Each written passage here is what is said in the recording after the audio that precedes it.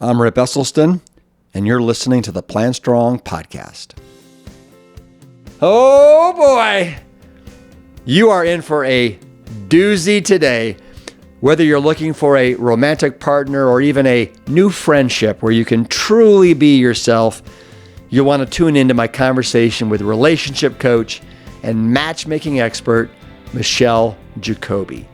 Not only is Michelle one of the nation's leading dating experts, I actually like to refer to her as the matchmaking whisperer, but she's also a phenomenal PLANTSTRONG pickleball player. She's here today to give us the do's and the don'ts of building new relationships. That's all coming up right after this message from PLANTSTRONG. Have you heard about the hottest news that's coming across the wires in the month of May?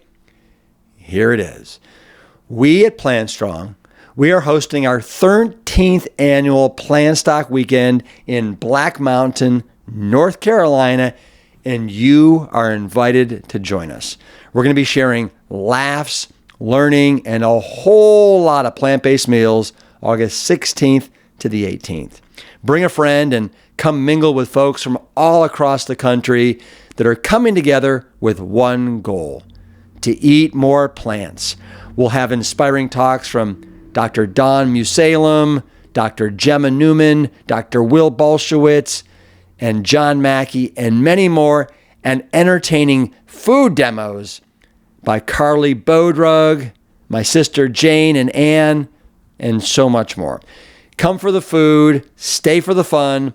We'll have tons of outdoor activities, including swimming, hiking, pickleball, cornhole, tennis, and a whole lot more. It's a great opportunity to build connection and community, and we hope that you'll join us. Visit liveplantstrong.com today for all the details. I first met Michelle Jacoby at our Sedona PLANTSTRONG retreat last October. And besides being whole food plant-based for well over a dozen years, she's also an avid pickleball player. And when she discovered that pickleball was one of our popular activities at all of our retreats, she was all in. Well, today on the PLANTSTRONG podcast, she's here to teach us how to go all in on finding and navigating new relationships. And I don't want you to worry if you've been married a long time.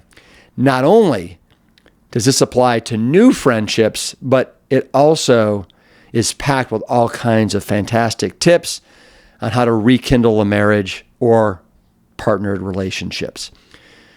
Michelle is a leader in the matchmaking industry and shares her advice and wisdom on finding the one, what not to do when you're looking for a new partner, how to navigate your differences, how to know when you found a great match, and how to make deep connections with others.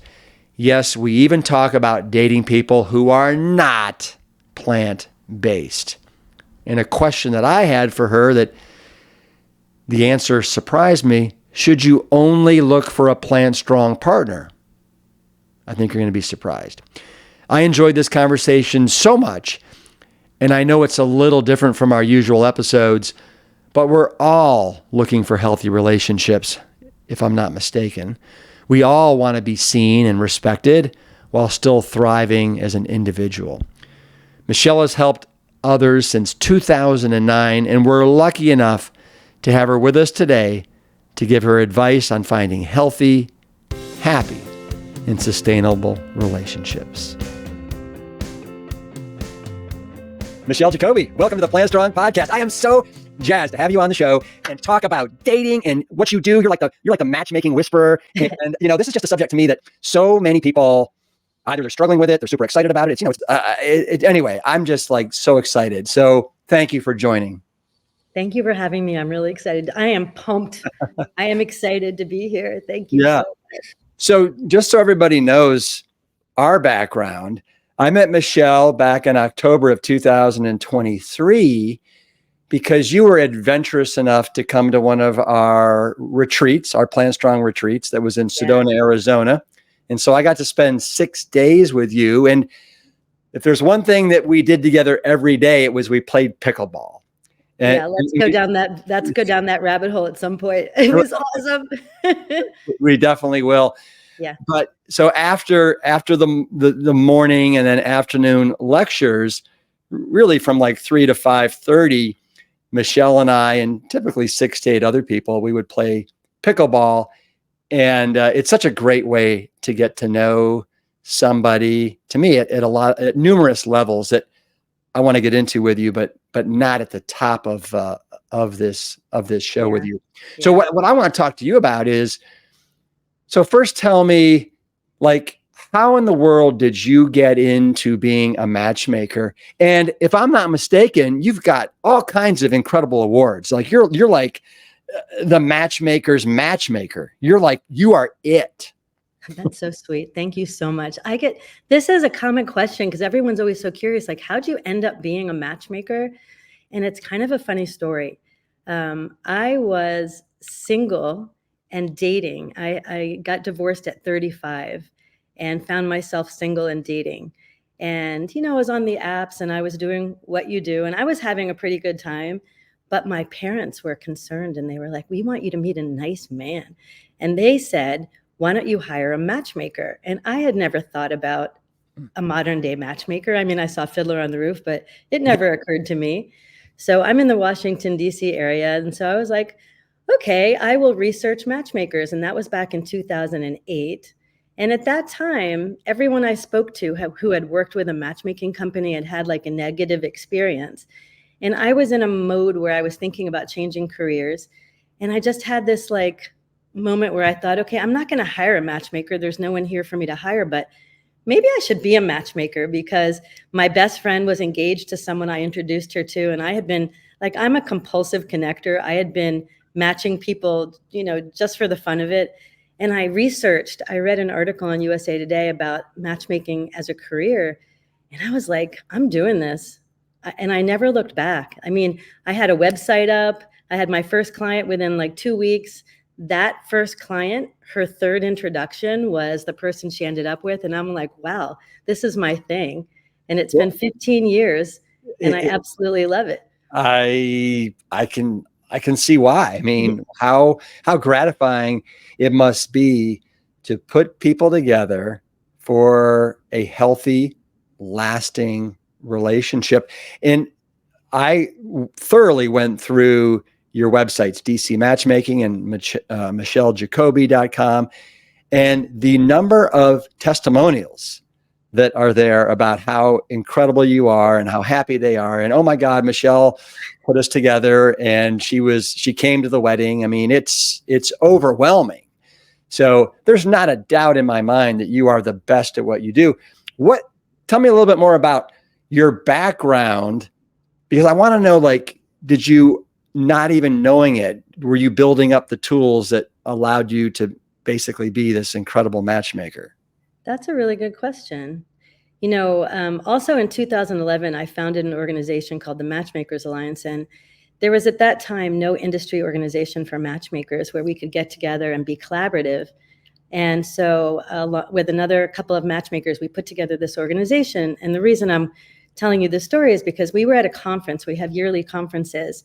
And we had about 70 matchmakers in the room. And I said, by a show of hands, how many people in the room have a degree in psychology? And like 50% of the hands went up, myself included. And, I've just been fascinated by humans for as long as I can remember. And dating, is interesting. And not everyone's good at it. And not everyone feels comfortable being vulnerable and putting themselves out there. And so, I don't know, I find it fascinating. I also did go to, there's a place called the Global Love Institute in New York for anyone watching who wants to become a matchmaker. It's like a school for matchmakers. I got certified there. And then I have also veered into coaching, which is something I'm really passionate about. But yeah, I mean, there was really no, I know matchmakers from every background, literally people who were lawyers and decided I want to be a matchmaker, people who are therapists. Like sometimes I feel like a therapist, if I'm being honest. Oh, but I'm not one. I bet. Yeah. So did you learn much when you went to the Global Love whatever it was, The conference. Global Love Institute. It was called the Matchmaking Institute back then in 2009. Yeah. And actually, I just went to their conference with about 120 matchmakers in New York last week. Yeah, I did learn, but more importantly, I made incredible connections, because one of the things that makes a matchmaker good is being able to find the right match. And so sometimes we collaborate with each other. You know, I just made a match with a matchmaker in California, and my male client ended up meeting her female client, and now they're living together in Los Angeles. It's really exciting. So having a whole network of hundreds of matchmakers to utilize is really wonderful. So that's the biggest thing I got out of the Global Love Institute, and then the organization that I co-founded, that we founded. Would you say your expertise is finding men for women and women for men, or do you also do men and men and women, or how does that work? So my business has always been matching straight singles. If someone reaches out to me, I know some great singles who work with the LGBTQ community, and I will refer them, but I don't have a database for that. But you know, I've had clients from 24 to 80 something, both men and women. I work as a matchmaker and also a dating coach. So just try to serve anybody who is ready for love.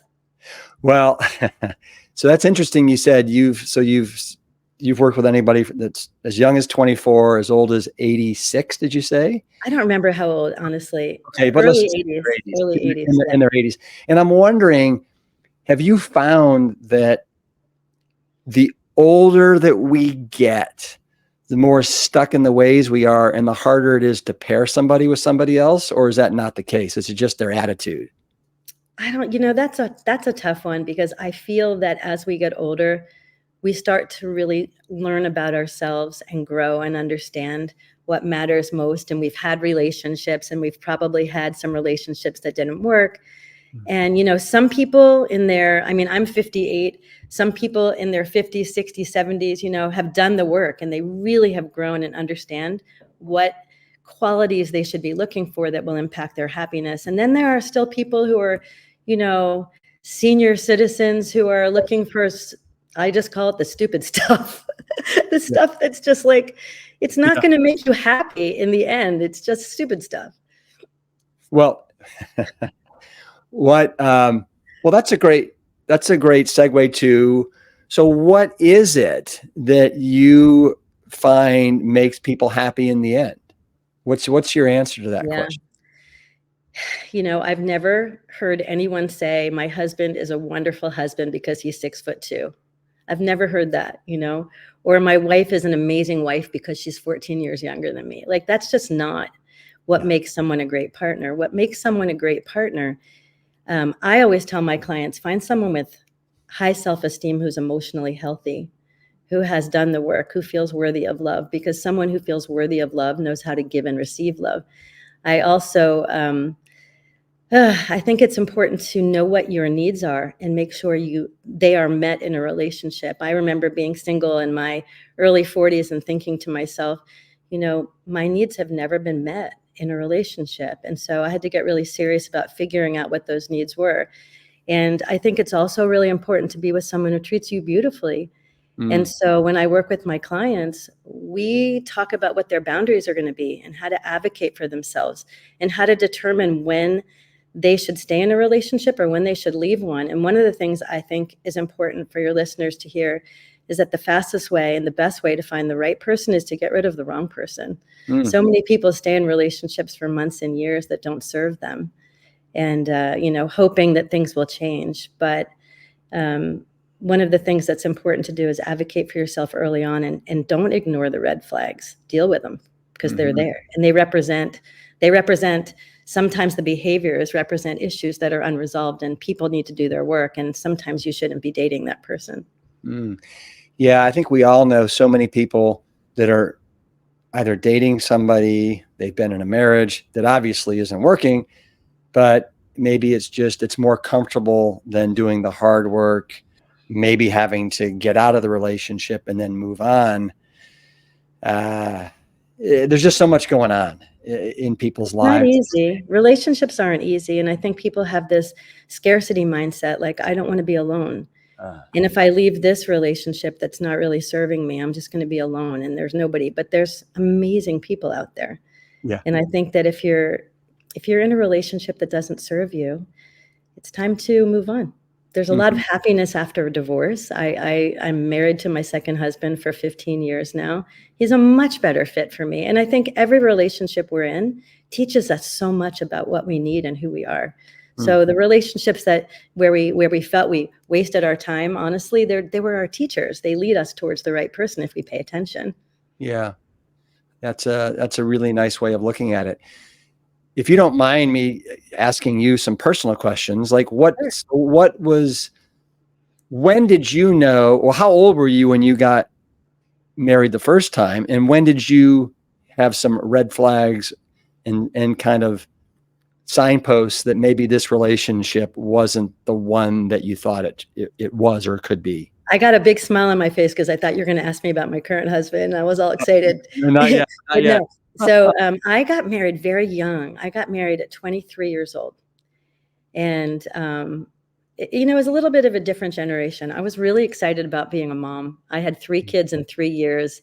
And I think that what happened was, when you get married that young, and by the way, I saw a statistic that if you get married before the age of 25, you have a 75% chance of becoming divorced. So, and in DC, which is interesting where I am right now, the current first marriage age is like 31 and a half or 32. And I don't think that's a bad thing. I think that, getting to know yourself and be a little more mature before you choose your partner is a good idea.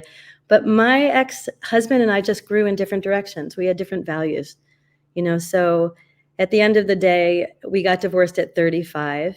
And I learned a lot from that about what I want and what I need, and was able to, after many years of dating, find the most wonderful man I've ever met. So that I can't stop smiling when maybe, I was like, maybe he'll come and wave.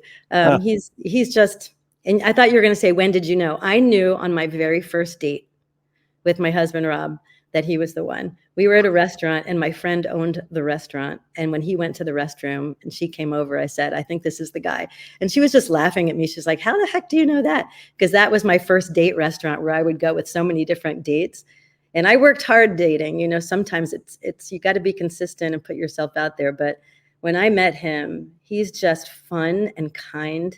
And I think, for your listeners, when you're looking for your partner, the most important thing to look for, aside from someone who has high self-esteem and is emotionally healthy, is somebody who's kind, somebody who really is kind and a good person, someone you can trust, and somebody who has your back.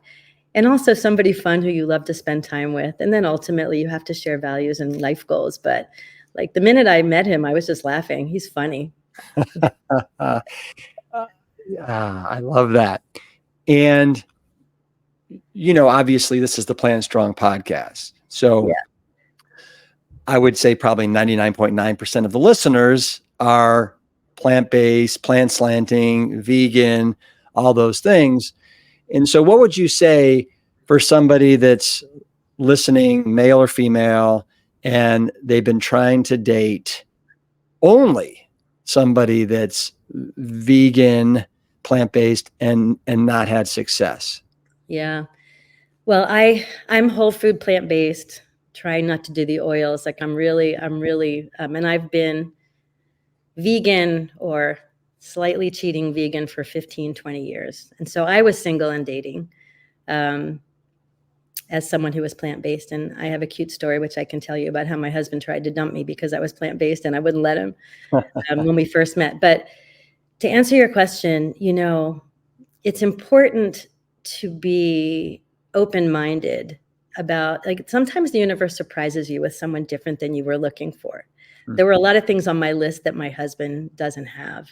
You can't, I always like to joke, you can't order a person like a pizza, a vegan pizza, like you can't say, I'll have this, this, this, and this, and this, because it doesn't work that way. Love doesn't work that way. And that's one of the things that, is not so great about dating today with the apps and everything. If you limit yourself to such a small segment of the population, you're limited, and you're going to have a smaller dating pool, and it might feel really frustrating. So, Rip, can I tell the story about my husband, and it'll give people an idea of I, you have permission to tell as many stories as you okay, can, I love telling stories. because stories are just the absolute best. Thank you. I actually teach a lot through telling stories. So I had gone on 2 dates with my husband, and as I told you, like, I had an instant feeling, and maybe that's why I do what I do, but I had an instant feeling that this guy is for me. And after our second date, he invited me to his home to have a barbecue. He was having his whole neighborhood, I think it was his birthday, and like all his neighbors and everybody.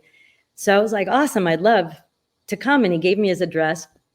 And then, like, a few days before the barbecue, or a couple of days before the barbecue, I get a call from him, and he says, I'm canceling, I'm uninviting you. And I was like, excuse me, what? What? I just met this guy, you're uninviting me? And he's like, listen, I'm tired of women trying to change me. He's like, I like meat. Meat's a hobby for me. I got a smoker, I'm this. He's like, I don't want you changing me. And I said, listen, buddy, I know your address, I'm coming, make me a veggie burger, it's okay. But the irony is, over time, we've been together for 15 years. Guess who's like 98% plant-based now? My husband, right? Because we impact each other, and what we believe we share with each other, and the way that we live, impacts your partner. So to answer your question, if I had only dated men who were plant-based, I wouldn't be married to my husband. Yeah. So you need to find someone who respects your values, who doesn't silence you when you want to talk about how excited you are about food and that it heals, and that, somebody who is just on board with what you are passionate about and what you believe, but they don't have to do the exact same thing, but they really have to respect you. Yeah. You know what's interesting about that? I love the way you're trying to tell people, cast a wider net, give yourself that opportunity, because that Miss Right or Mr. Right, may be outside the current rails that you've set up for yourselves. Right. Yeah, for sure. But the other thing, but where I'm going to push back on that is, and I applaud you for being so open-minded, is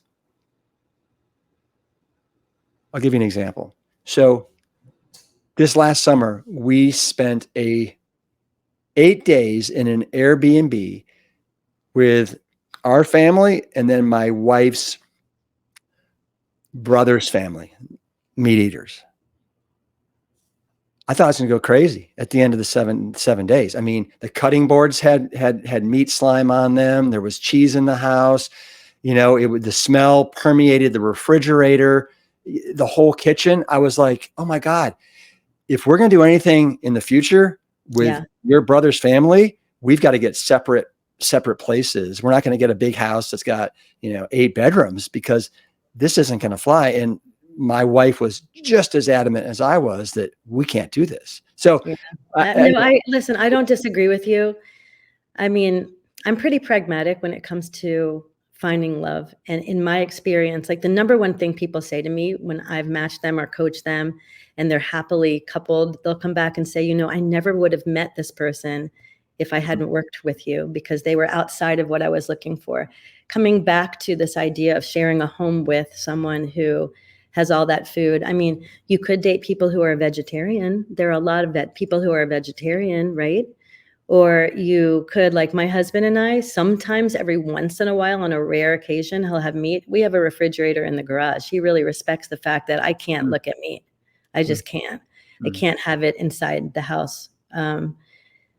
I don't know. I mean, each of us have to do what makes us feel most comfortable, but I do think it's important to realize that, that we can impact other people's lifestyles with our beautiful choices. Yeah. What are your thoughts on online dating? Because I can remember when my wife's roommate, this is before we were married, found her husband to be 15 years ago on one of these dating apps. Hmm. I was like, that is the craziest thing in the world. Dating online. Oh my, you got to be kidding me. I mean, I don't think it's really been around that long or vogue and kind of, just common practice. Now it is. But It's back been then, around for about 20 years because I remember yeah. in like 2003 or 4, I was dating online. Okay. Okay. And do you think, I mean, I guess it just fulfills a need, but do you think that what's your opinion of online dating? Do you think it's a healthy way to date? Is it kind of So a sign of the times? Or if I have my numbers right, which I hope I do, more than 50% of relationships now start online. Um, a lot of matchmakers will poo-poo online dating sites, but I'm not one of them. hmm, I think they're a beautiful tool. I mean, where else can you, like, I don't know, get in your PJs, get a snack and pull out your laptop and, go man shopping or, I always joke. I just love the fact that we have access to all these people we would never meet otherwise.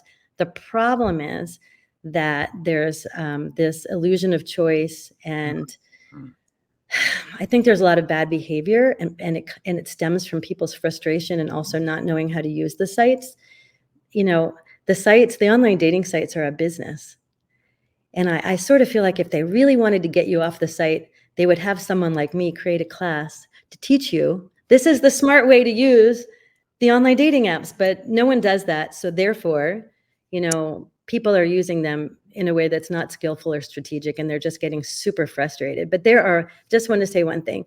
There are wonderful people on these apps, normal, amazing people. Like everyone I've ever worked with, almost everyone I've ever worked with who's been my matchmaking client, and these are, very successful, lovely people. They've all dated on the apps. They probably hired me because they weren't successful because hmm, they needed help on the apps.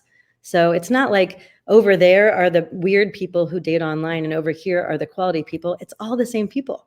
hmm. But I will say that, like, when you put yourself on Match.com or Bumble, it's like holding a sign at the mall that says anyone can talk to me. Hmm. Right? So people are going to reach out to you. You don't want to talk to. Don't take it personally. Just appreciate their, attention and just say no, thank you. Yeah. Well, so it sounds like you coach people um, how to be effective online on these dating apps. What are some of the mistakes that you see people making that you coach them on? Oh, that's such a good question. I was horrified. I had a friend in my kitchen, a guy. He was on Tinder and he's just swiping, swiping, swiping, left, left, left, left, left, left, left. The problem is Wait, that, help me out here. yeah, I've heard that Tinder is a place where you actually hook up. Is that Tinder started out that way, but actually over time, I know people who have found their spouse on Tinder. And Tinder, interestingly enough, is 80% or I think 85% of subscribers on Tinder are under the age of 30. So it's actually very young. Hmm. All of the different apps have different demographics. But no, it's not just a hookup app. But my friend was just judging people so quickly. And I was like, Does left mean you're not left interested? means no, right means yes. Okay. Right? So left makes the person disappear. They just go poof and they're gone forever.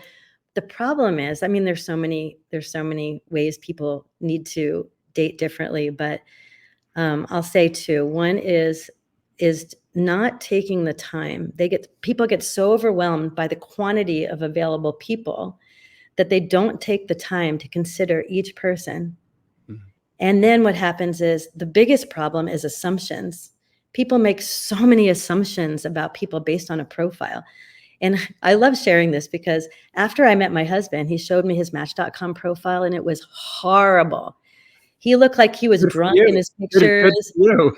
Oh my God, it was so bad. I know, right? Otherwise, maybe he would Yeah. have been snapped up. But like his profile was all about don't contact me if you're this or that because he'd had a frustrating experience. It was terrible.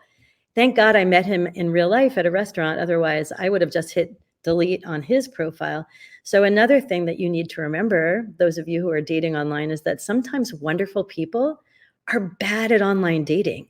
Hmm. Sometimes they have terrible pictures. I had a client once who was the greatest guy, and he just took a scowling car selfie that was so close up you could see the pores on his nose. And I'm like, who are you and why are you doing this? Like bathroom selfies, gym selfies with the shirt off. Guys, stop, just stop. It's just, dating is not intuitive. So a lot of people make the same types of mistakes. So keep in mind, be gentle-hearted when you're looking at people's profiles, and realize that sometimes somebody with a mediocre profile could be phenomenal. And also somebody with a phenomenal profile could be not for you. So give people a chance, and try not to ask yourself when you're deciding, if you want to meet someone, am I making an assumption about them? People make so many assumptions and over-eliminate. It's frustrating. In one of the testimonials that I read raving about you, they talked about how Michelle got in there. She basically changed my photo, changed kind of what I had written, and I found the woman of my life in 2 weeks. Every once in a while, we're very effective like that. That's awesome. Yeah. But the quality, this is interesting. I was at another matchmaking conference in California last year, and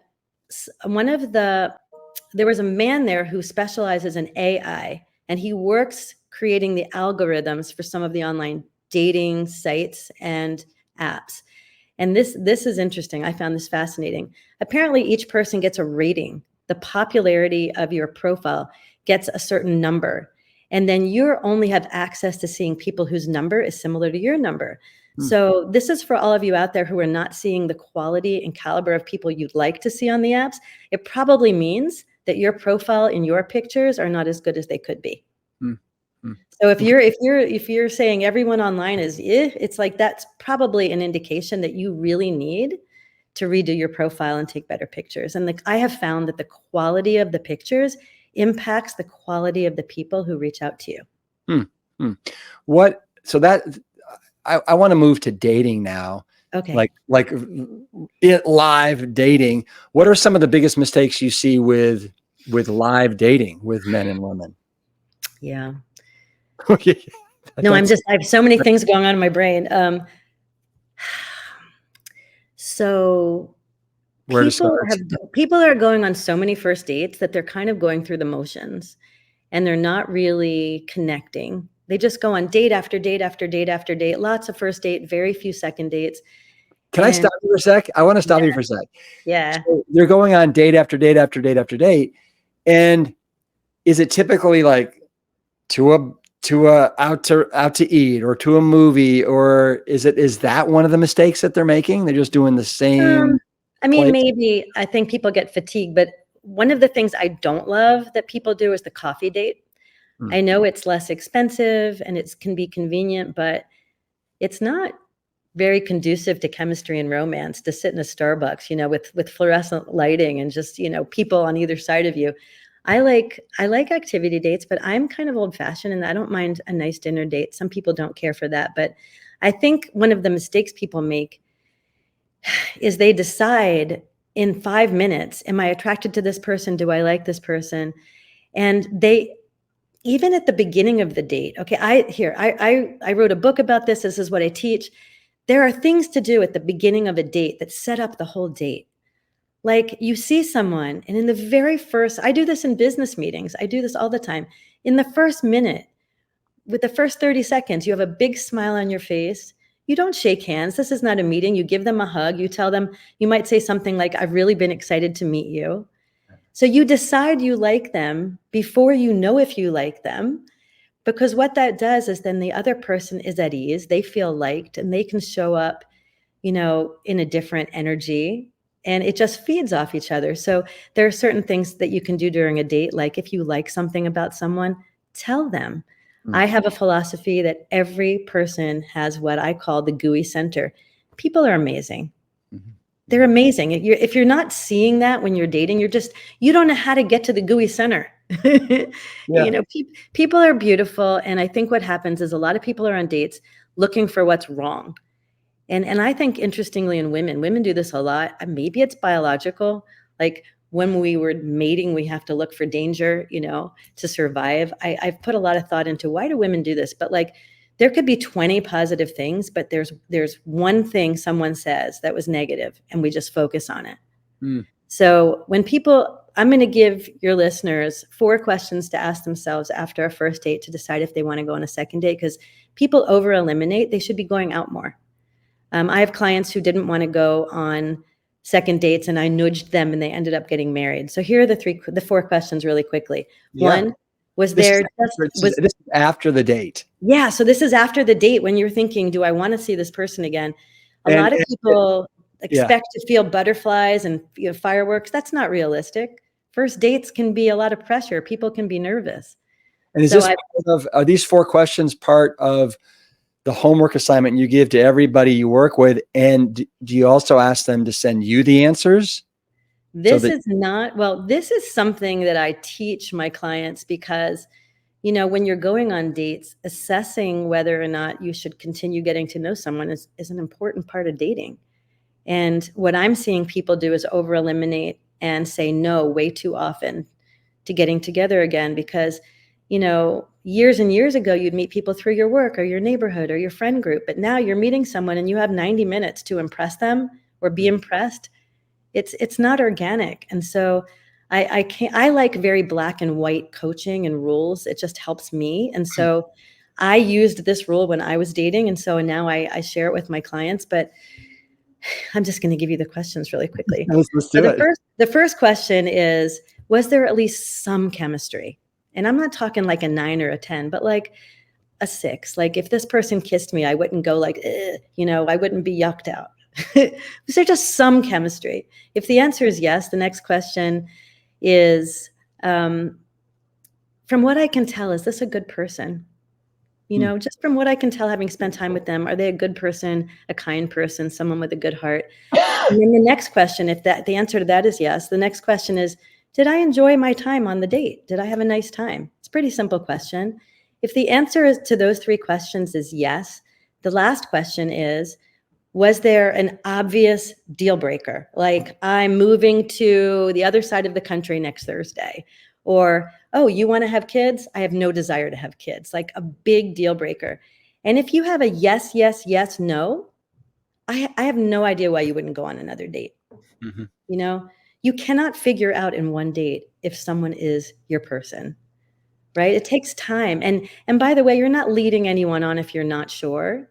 If your intention is just curiosity and spending a little more time together, look, the whole point of a first date is just to have fun together. It's not to ask them a litany of questions to figure out, could this be my person? And the only goal of a first date is to have fun and to see if you want to continue the conversation again another day. Yeah. You've got such a great attitude around all this. It's easy to see why people are so drawn to you around this subject. Let me ask you this. So somebody comes to you and they want to hire your services because they just feel like they're not doing things right. And they're open to you changing maybe their look, the way they dress. Is that hard for you to say, listen, you got to get a haircut, or why you got the bangs, or what are you doing wearing the Birkenstocks? You got to be kidding me. Wear this. I mean, do you go that detailed with people? Yeah, well, it's interesting. I am certified in body language. There's actually a body language institute in DC. And one of the things that we studied was response to color. There's a reason I'm not wearing a black shirt today. Yeah. People who wear color are perceived as kinder, warmer, happier, more open. It doesn't hurt to wear a little color. So I encourage my female clients to wear color. And I think that men are very attracted to femininity. However, I don't want people to feel like they're not themselves.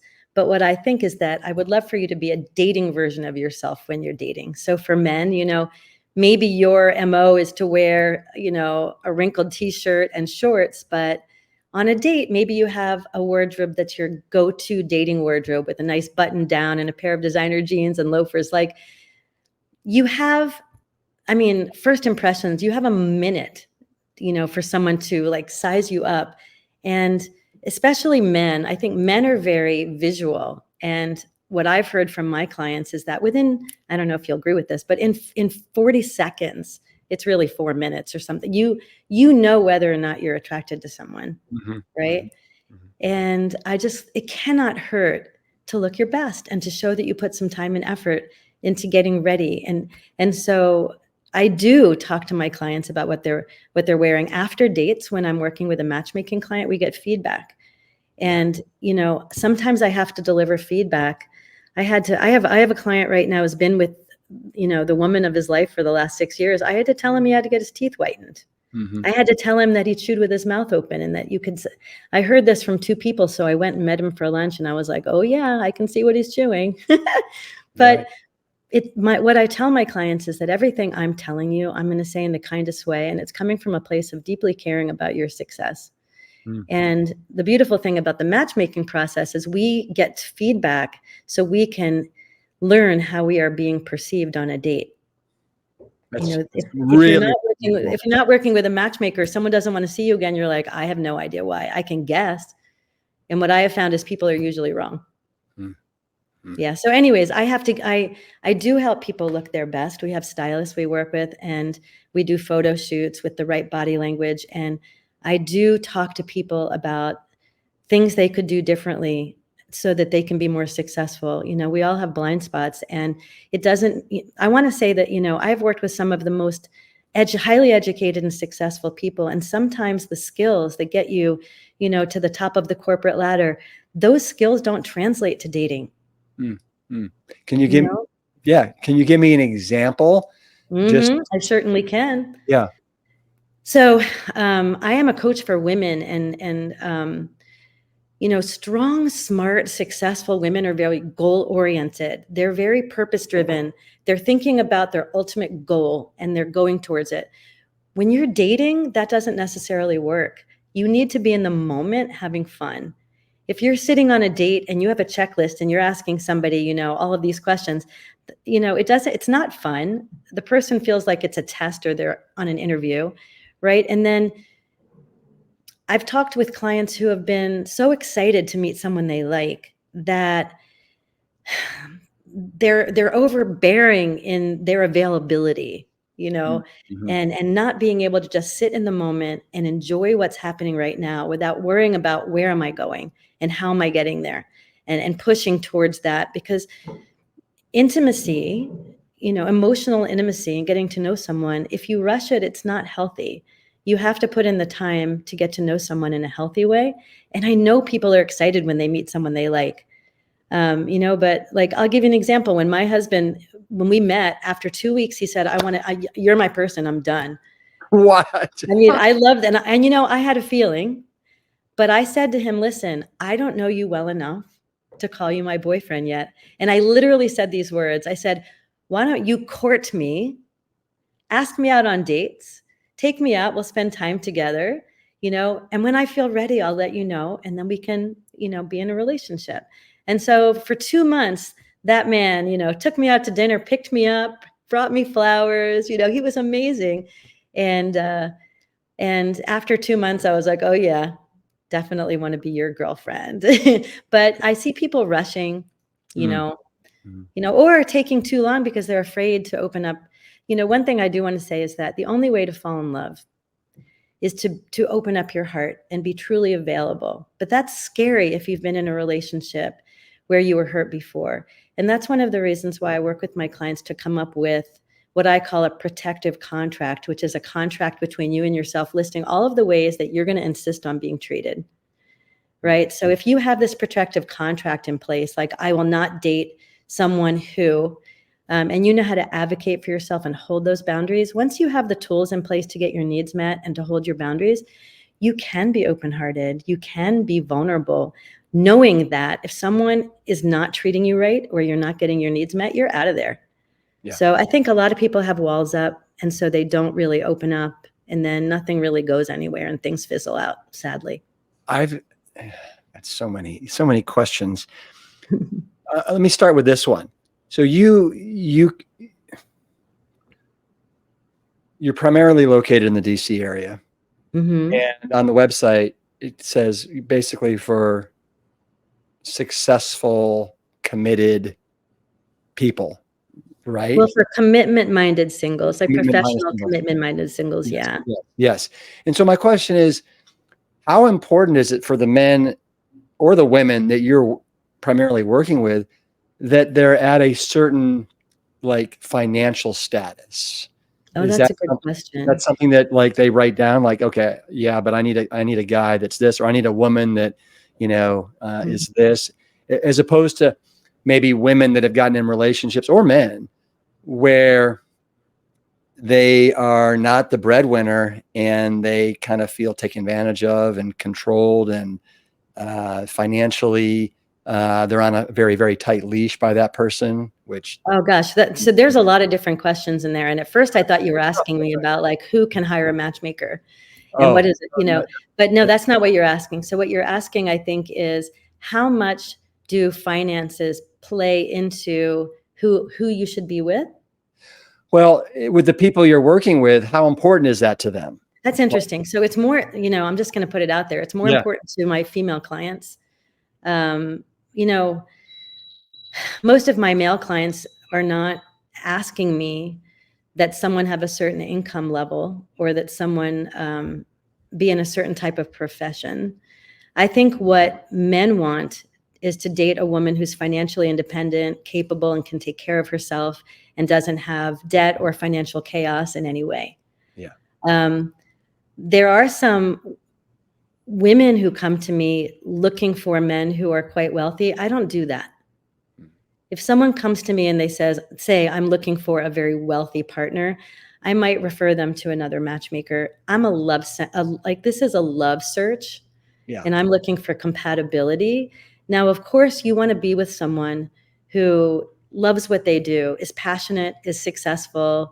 DC, where I am located, people are very passionate, entrepreneurial, professional. But at the end of the day, the way someone loves you matters a lot more than, what kind of car you're driving. So I try to teach my clients what matters most. And I think a lot of people are very focused on the bright, shiny object, and they're missing the whole point of what it feels like to be loved right. Mm. You work with people on mastering the art of flirting. You say flirting, it's an important part of dating, right? Yeah. So can you give me an example? Like, let's say that I was a girl or a guy, or whichever way. Like, Michelle, how do I flirt better? Okay, so there's no big mystery here. It's not something, where you have to dress inappropriately or bat No. your eyelashes. Flirting is about connecting and being open. So one of the things that I teach my clients to do is to smile more than they've ever smiled in their life. Literally, when you smile, you're giving people the signal that you can talk to me. I'm friendly. I'm not going to bite your head off. A smile is an invitation. And eye contact also. I, for years, have been, I talk up strangers all the time. I love your shirt. Did you pick that out yourself? In the elevator, I make it a point to chat in the elevator. I know it's so awkward, but it's not awkward for me anymore because I've been doing it forever. Right. But I met my husband at a restaurant. The person I dated before him, I met at a bookstore, Barnes and Noble. The person before that, I met in the grocery store. So it's not that you just have to date online. There are beautiful, phenomenal single people everywhere. You're just busy looking at your phone, or you have your earbuds on, right? And so chatting with people in the grocery store line, at Starbucks, smiling, being at a restaurant and just chatting with the person next to you. I believe that connecting in person is amazing, and that we just don't do that anymore. I remember I drove by a bus stop in DC, and there were like 12 people in this bus stop, and every single person was looking down at a phone. And I thought, what a missed opportunity.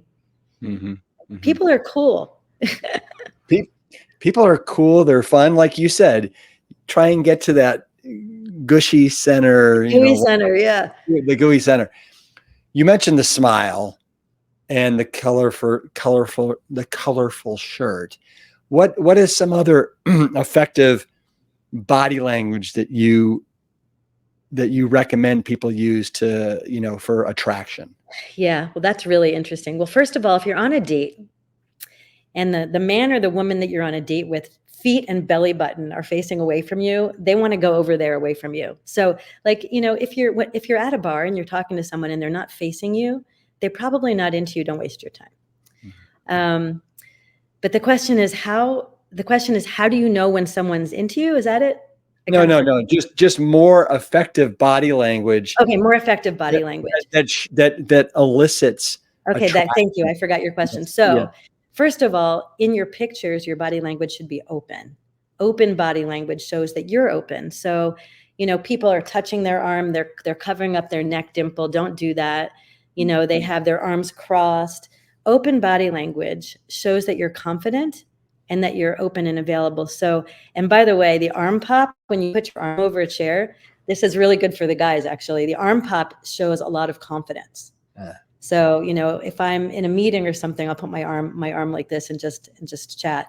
But when you're on a date, leaning into somebody, making eye contact, like acting like there's nobody else anywhere, putting your phone away, please turn your phone off. But like body language is about eye contact, leaning in, and just really connecting. And it's very clear to me when I'm watching people I have, sometimes I'll throw happy hours and singles events. I can literally tell which people are into which people by looking at the way their belly buttons, their feet, their body language, if they're leaning back, if they're leaning in. When you like someone, you want to be close to them. You want to lean towards them. You want to look them in the eye, but you also do have to be sensitive about personal space, because I'm a personal space person. I'm very huggy, but like, don't get within, especially since COVID, like don't crowd me. So another thing is, when you're out there, read the signals you're getting. If you're talking with someone and they're just clearly don't want to be near you and they're facing the other way, just move on to the next person. So we've talked about how hard it can be being different. Oh my God, yeah, that's a real thing. Yeah. So, for example, you and I we're plant strong, right? We're plant based. We're vegans, and I know we talked about this earlier about casting a wider net, but outside of that, like, what would you say to somebody if whether it's the way they eat, their religion, whatever it is, what advice would you give them if they are different? Yeah. I own the fact that the way that I eat and the things that I believe are just so different than the general population. And it's something I'm passionate about. And I'll tell you one thing that's a turn on to singles is passion. Like I tell my I tell all my clients, but like, it doesn't matter what that passion is. I had a client once who raised bees in his backyard, and I'm like, look, if you're into that, that's cool. I had another guy who was like into Civil War reenactments. I'm like, that is, to me, that's pretty geeky. But like, what I find as a turn on as a woman is when a man is passionate about something and he's like got stuff he's into. But being different, you just have to own it. You have to be authentic. You have to be you, because you want someone to really love you for you. So, one of the things that you and I talked about is that if you're plant-based vegan and you're dating, there's discrimination. Actually, one of my best friends, Debbie, who was vegan before I was, she's been vegan for 30 years. She's dating on the apps right now, and we'll get a message from guys saying, I don't think this is a fit, you're vegan. And her response is usually, I don't care what you eat. Like, you do you. But quite often people decline. And that's cool. If you don't appreciate me, then you don't get to date me. It's as simple as that. And it's like whatever your difference is. If you have a handicap, if you whatever it is, I can think of a million different things. You have to just realize that the right person is going to adore you exactly the way you are. Adore you. So just, one of the things I don't care for is people who try to be something else, because then you get stuck, pretending, and you're stuck in a relationship now with someone who thinks you're not you. Well, and speaking of being authentic, with people that don't post authentic photos or don't say authentic things. And you and I talked about this not too long ago, how I've had people send me photos of guys posing with my profile picture as whoever they are. And then in the copy, they say, it is so important to be real, to be who you are and all that stuff. And it's like, oh my God, you are a total poser across the board here, buddy. Yeah. So anybody who dates online is going to come across people who are lying. Mm-hmm. Mm-hmm. But I just want to, give a shout out that I would say my guesstimate is that 90% of people on those apps are really good people who are looking for love sincerely. And don't let those few annoying people who are trying to scam you or, just don't let them stop you. I was at a dating conference and learned a statistic. It was years ago, but I imagine it's still true that about 25% to 33% of people who date online never go on a single date. They're amusing themselves, or they are too anxious to actually, take the step of meeting someone. So what I tell people is don't stay on the app forever chatting with someone. Once you have had a short conversation and you think someone seems nice and normal, suggest getting together. One of the things that I tell, this is for women because it's nice to have a man ask you out, but you could say something like, I'm really enjoying our conversation. You seem like a quality person. I'm wondering if you're open to something more personal than messaging here. Or for the men, just saying, you seem like a quality person. I'm wondering if you'd be open to meeting. I'd love to plan a date for us. So you can tell I'm a little old fashioned, but you as a woman, you could even say to a guy, I'm wondering if you're open to getting together for drinks. So don't stay on the app because you have no idea who you're really talking with. And some people are great writers, but then you meet them in person and within 5 seconds that this person's not for me. I will say that it's very common for men over 50 to fudge on their age. I want to share that I have some really good guy friends who are good people who do it. Mm-hmm. So my advice is please be honest about your age. Please be honest about everything. Because the person's going to meet you, and starting an interaction with a lie just sucks. Yeah. But you have to decide what you're going to let go. I mean, I don't think that's a huge one.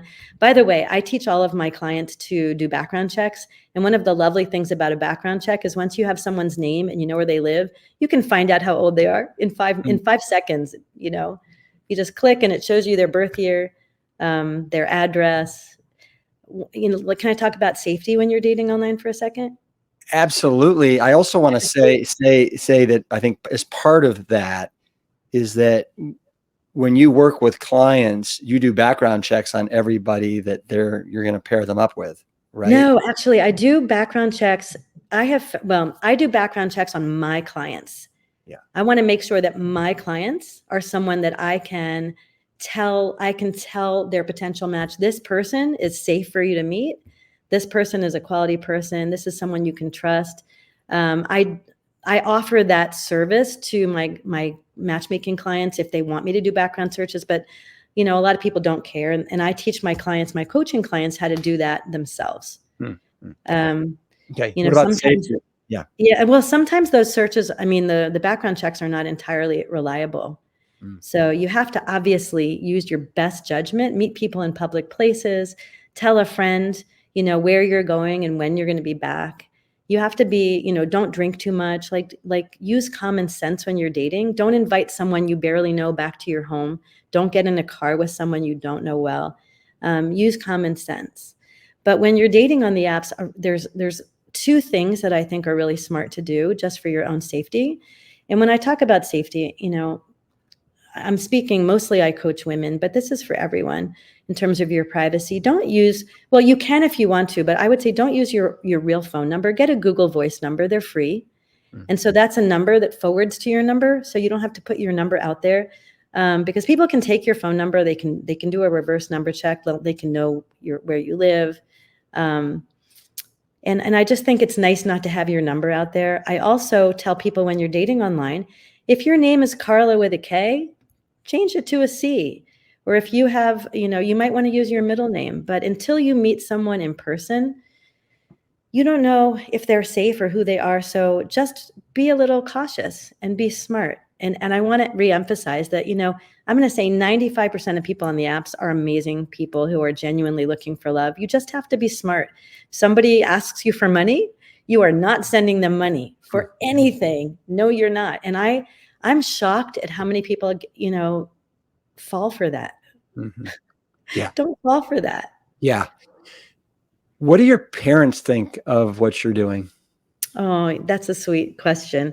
So when I first started, I've always been very entrepreneurial, and I tried a lot. I raised my kids for 17 years. So when I was in my, I don't know, early 40s and figuring out what I wanted to do for a living, I tried so many different things. And so the day that I announced I'm going to be a matchmaker to my parents, my mom literally, it was like an eye roll, like, okay, my daughter, the matchmaker, she thought it was a little ridiculous.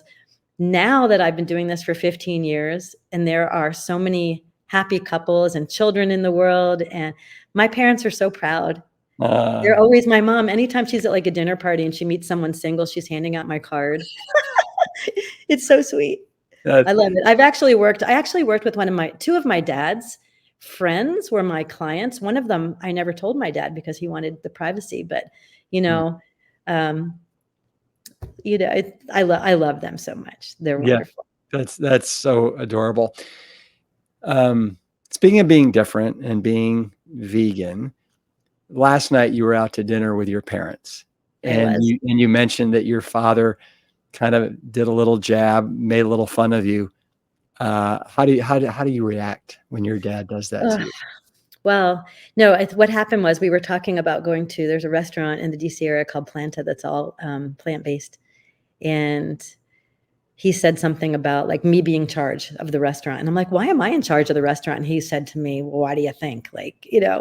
I have had to, I love my parents, and I want them to be healthy, and I want them to be vibrant. But I believe that eating is so personal, and some people are not going to hear you, or they're not going to want to hear you. And I actually talked to a therapist about this. It's really hard. And so she suggested just practicing radical acceptance, in that we're each on our own journey, and that we have to accept that we're each on our own journey. We can share what we want to share, but then we just need to step back and let people live their own lives. They're on their own path. I have some friends who are very curious about my lifestyle. They see that I, play pickleball 7 days a week, that I only need 5 hours of sleep, that I'm full of energy, that I look good for almost 60 years old, right? And they're like, what are you doing? And they want to know. And I have many friends who have become plant-based just from me leading by example. And then I have other people who are, they don't want to hear a word I have to say. They're like, just shush already. We don't want to hear it. We don't care, And so radical acceptance is my new thing. I'm trying very hard. Mm-hmm. I think that's a nice philosophy. So outside of matchmaking, and I think you've kind of said it, but what is your biggest passion in life right now? Oh, my biggest passion in life. Well, I am a little obsessed with pickleball, if I'm being honest. A client gave me this necklace. It's a little pickleball paddle.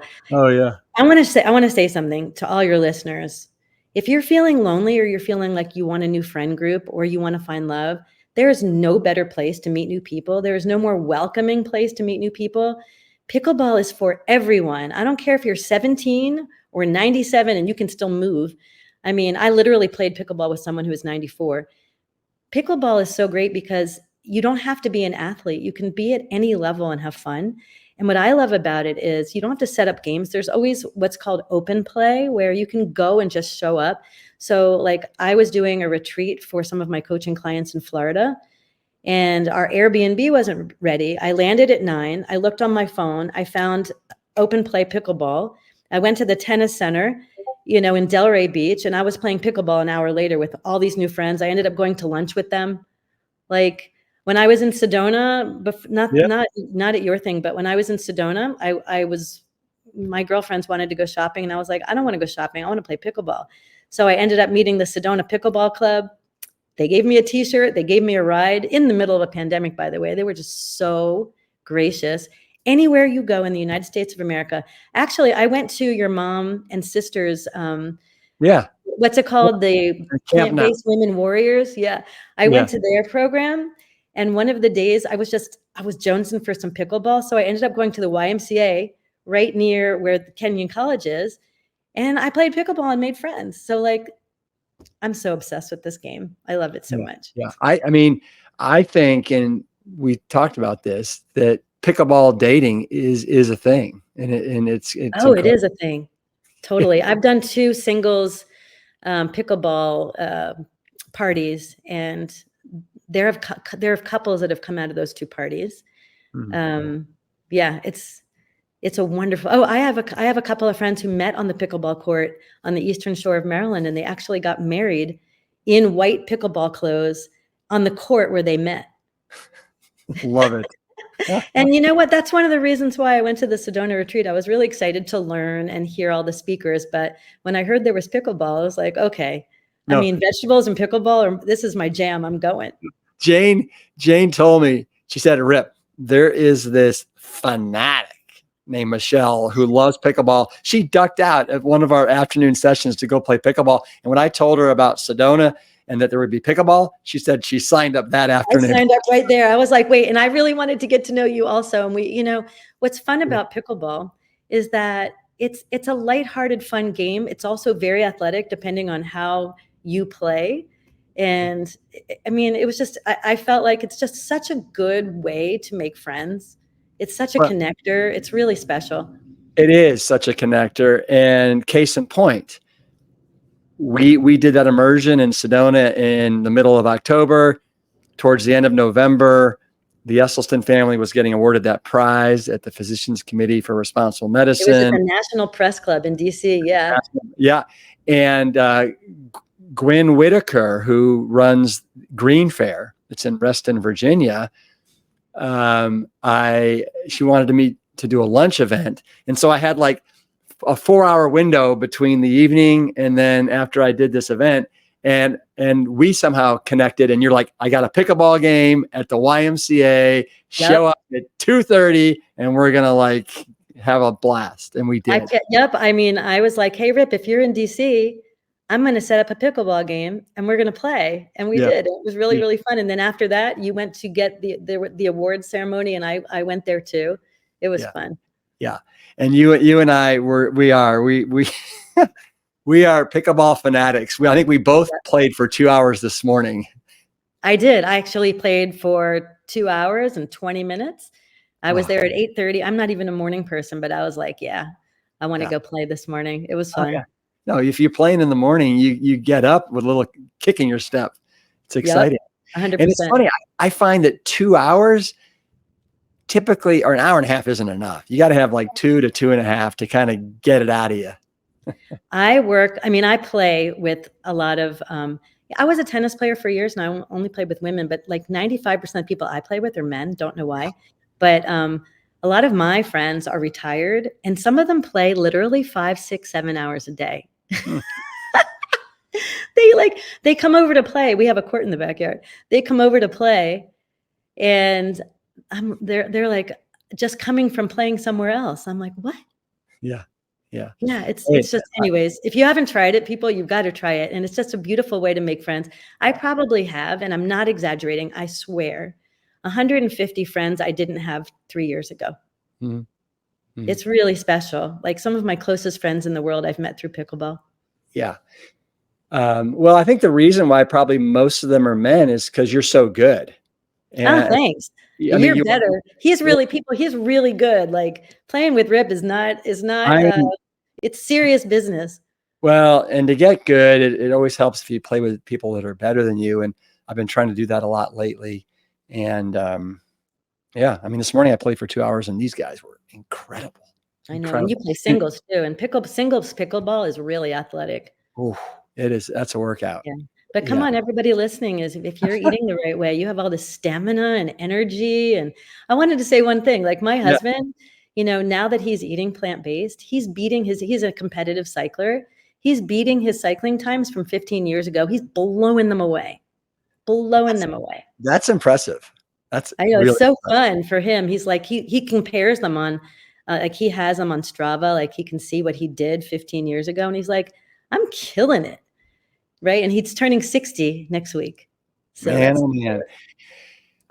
Michelle, you're going to gift everybody that's listening to this with a downloadable version of your book? yeah, it's a free download of my book. And when I tell you the name of the book, the women are going to want to download it, but I wouldn't mind if the men did too, because a lot of my male clients have taken a lot from the book. But it is called Never Waste Time on the Wrong Man Again. And if you go to michellesbook.com, there's a free download there. That will put you on my list. If you want to unsubscribe, if you don't want to be on the list, that's totally cool. You can have the book.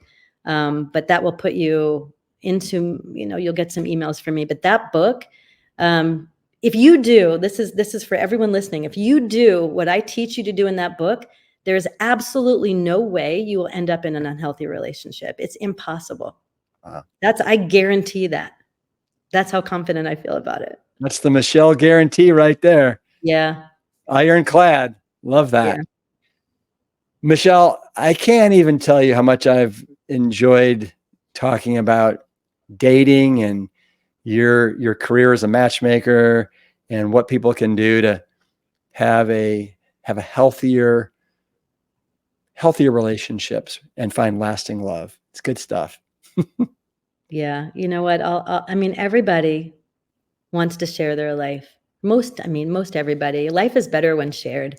Mm-hmm. And anyone who's feeling frustrated, just know that, I know someone who fell in love with match date number 70, got married, had 3 children, and lived happily ever after. What if she had quit after number 65?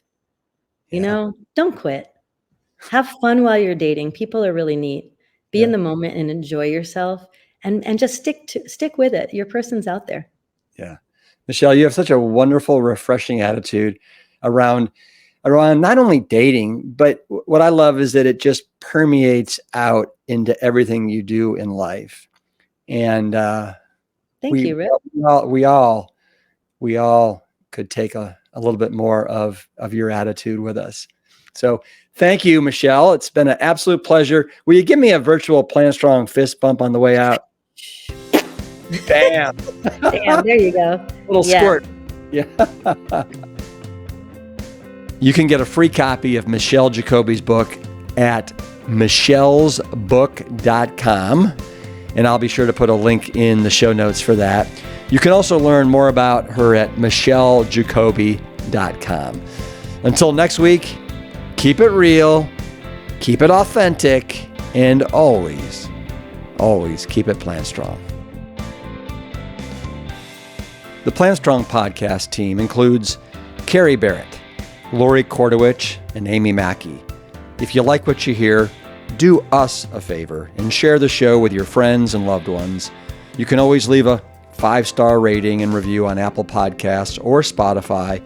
And while you're there, make sure to hit that follow button so that you never miss an episode.